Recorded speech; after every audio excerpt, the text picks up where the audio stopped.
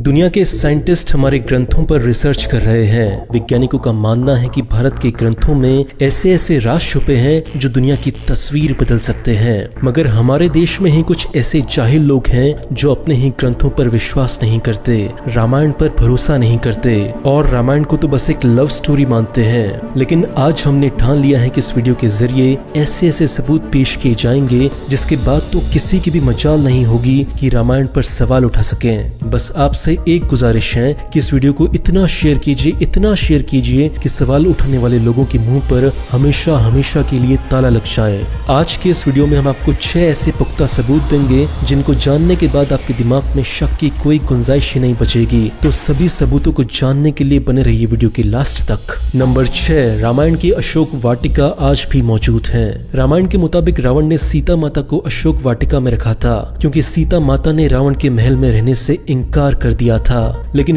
क्या आपको मालूम है कि वो अशोक वाटिका आज भी मौजूद है? इस अशोक वाटिका को आज श्रीलंका में हंगला बोटेनिकल गार्डन के नाम से जाना जाता है और इस गार्डन में वो खास जगह है जहाँ सीता माता को रखा गया था। उसे सीता एले के नाम से जाना जाता है। लेकिन एक और खास बात जो सभी लोगों को हैरान करती है वो है यहाँ के वृक्ष यानी कि पेड़। रामायण में ये बताया गया था कि अशोक वाटिका का नाम इसलिए अशोक वाटिका रखा गया था क्योंकि उस वाटिका में अशोक के वृक्ष बहुत ज्यादा मात्रा में थे।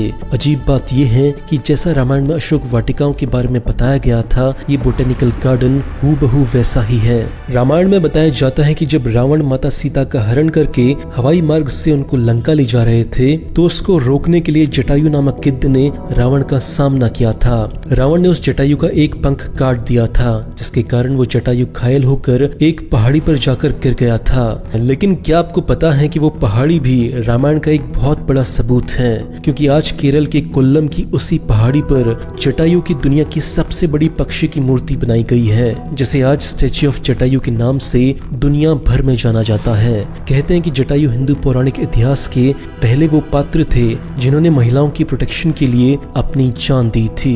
है ना सच में अमेजिंग फैक्ट। नंबर 4, रावण का हवाई अड्डा। क्या आपको पता है कि श्रीलंका के सिंघाना शहर में वीरागन टोटा नाम की एक जगह है जिसका मतलब होता है विमान उतरने की जगह। अकॉर्डिंग टू श्रीलंकन गवर्नमेंट यही वो जगह है जहां रावण ने सीता जी का हरण करने के बाद अपना पुष्पक विमान उतारा था। ऐसा माना जाता है कि रावण के पास 4 अत्याधुनिक हवाई अड्डे थे। नंबर 3, माता सीता का मंदिर। क्या आपको मालूम है कि श्रीलंका में लुवरा एलिया नाम की एक जगह भी है जहाँ पर माता सीता का मंदिर है। साथ ही इस मंदिर के पास एक झरना भी मौजूद है।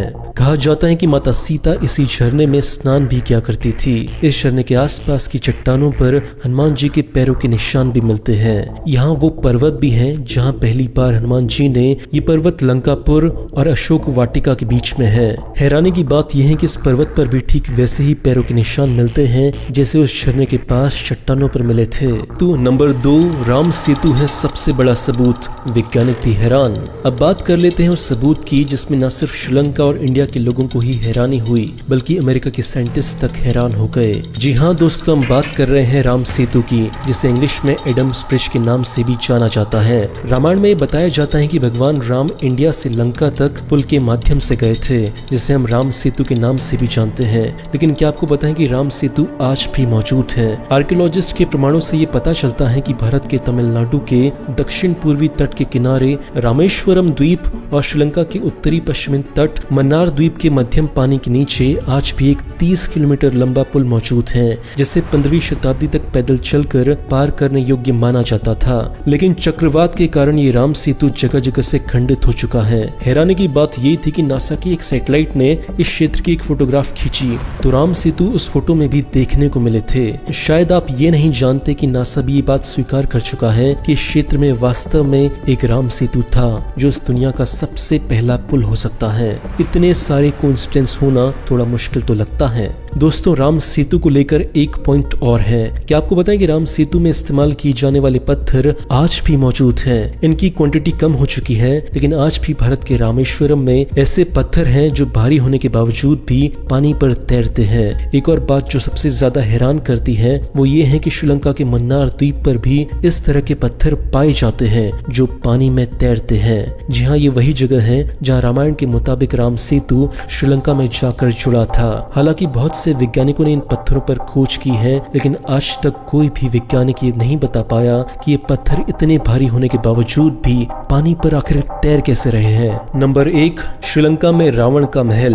क्या आपको बताएं कि श्रीलंका की गवर्नमेंट को श्रीलंका में एक ऐसा महल मिला है जिसको रामायण काल का ही माना जाता है। इस महल से कई गुप्त रास्ते निकलते हैं और उस महल को शहर के अलग अलग केंद्रों से जोड़ते हैं। हैरानी की बात तो ये है कि रिसर्च में ये बात बिल्कुल क्लियर हो चुकी है कि ये रास्ते या फिर जिनको गुफाएं कहा जाए वो नेचुरल नहीं है, बल्कि इनको इंसानों के द्वारा बनाया गया है। अब अगर श्रीलंका की हिस्ट्री पर नजर डाली जाए तो एक बात यहाँ पर हम सभी को चौंका देती है। श्रीलंकन हिस्ट्री के अनुसार रावण शहर के अलग अलग हिस्सों में कभी भी प्रकट हो जाया करता था और क्षण भर में ही उन हिस्सों से वो गायब होकर अपने महल में पहुंच जाता था। श्रीलंकन गवर्नमेंट ये मानती है कि रावण इन्हीं गुप्त रास्तों का इस्तेमाल उस समय किया करता था। श्रीलंकन गवर्नमेंट तो ये भी मानती है कि इनमें से कई गुफाएं साउथ अफ्रीका तक भी जाती हैं। तो दोस्तों, ये थे रामायण के पुख्ता सबूत, जिनको जानने के बाद ये सिद्ध होता है कि रामायण कोई काल्पनिक कथा नहीं है, बल्कि एक सच्ची घटना थी। दोस्तों, वीडियो अच्छा लगा तो आपके पास मौका है दुनिया को ये साबित करने का कि रामायण असल घटना थी, कोई कहानी नहीं। इसलिए इस वीडियो को जितना हो सके उतना शेयर करें। फिर भी राम सेतु के बारे में आपकी क्या राय है, कमेंट सेक्शन में हमें जरूर बताना।